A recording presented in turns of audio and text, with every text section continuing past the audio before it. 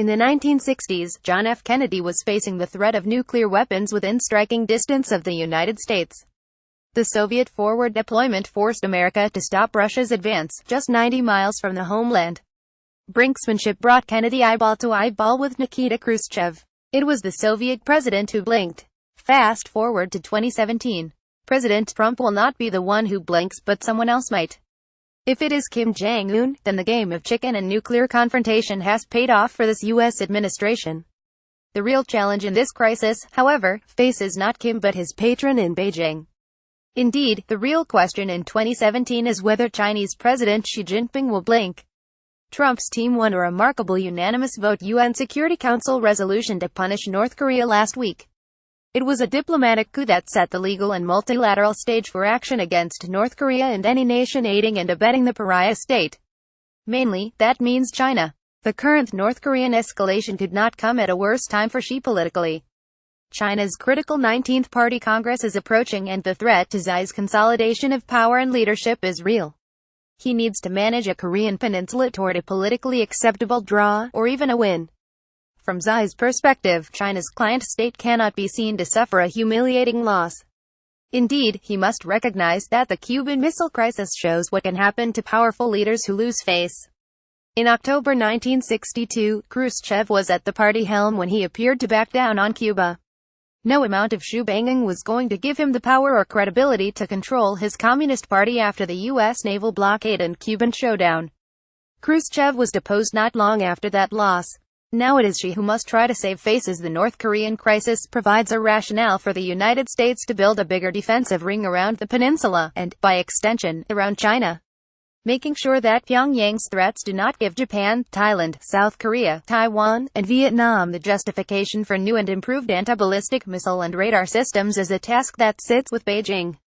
Those recently installed on an abandoned golf course south of Seoul are already unnerving the Chinese government.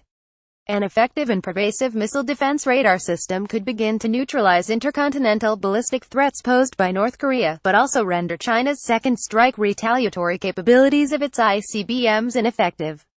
Altogether, a more assertive U.S. and allied posture changes the strategic equation for the entire region. The stakes have been raised for China. While Trump's fire and fury sounds an awful lot like President George W. Bush's shock and awe, there is a dramatic difference. American tactical and strategic nuclear weapons use now seems on the table. Where other presidents have considered using nukes as a last resort and an avoidable mistake, this president mused casually and openly during the 2016 campaign about South Korea and Japan developing their own nuclear weapons. Nukes are discussed more and more as just another warfighting tool. Nuclear weapons were unimaginable back when America fought its historic instincts and traditions. It avoided foreign entanglements. But America grew up at the end of the 19th century and Teddy Roosevelt brought us a world of foreign adventure by starting America's engagement with his made-to-order Spanish-American War. Roosevelt memorably said America should be feared by speaking softly and carrying a big stick. Speaking softly is not Trump's forte. He is more of a blusterbun who believes America's advanced weaponry and overwhelming preponderance. A big stick allows his amplified, already loud voice to get cranked up to 11 on a scale of 10. That's his style. Rhetorical tools are often his most effective weapons. Ask 16 Republican primary losers. Winning the unanimous 150 United Nations Security Council vote was exceptional. It allows the United States enormous latitude to deal with or confront an increasingly threatening North Korea. She likely had to approve the UN go-ahead vote personally. That vote responsibly sold out its client state in Pyongyang, as duly noted by the North Koreans who indirectly criticized their Beijing patrons. But President Xi is looking squarely at a globally responsible action that may be seen domestically as a political miscalculation that could weaken him in a contemporary whipped-up hyper-nationalist China of his making. Nuclear brinksmanship is back and it is face-off time. America with its power supremacy has its weapons idling, waiting for the other side to make a move, diplomatically or militarily. The hope and calculation is that Kim's twitchy trigger finger can be effectively stilled by a future-oriented survivalist Chinese leader who values the global commons. The stakes are whether Xi and the world survive unscathed.